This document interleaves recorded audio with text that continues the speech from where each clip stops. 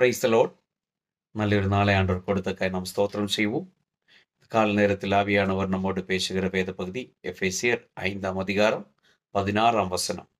நாட்கள் பொல்லாதவைகள் ஆனதால் காலத்தை பிரயோஜனப்படுத்திக் கொள்ளுங்கள்.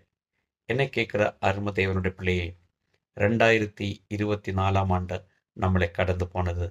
ஆனால் இலவசமாய் ஆண்டவர் நம்முடைய கரத்தில் 2025ஆம் ஆண்டை கொடுத்திருக்கிறோம். அதை நாம் வீண் பண்ணக்கூடாது. நாம் அதை பிரயோஜனப்படுத்த வேண்டும்படிக்காய் ஆவியானவர் நமக்கு உணர்த்துதலை கொடுக்கிறார்.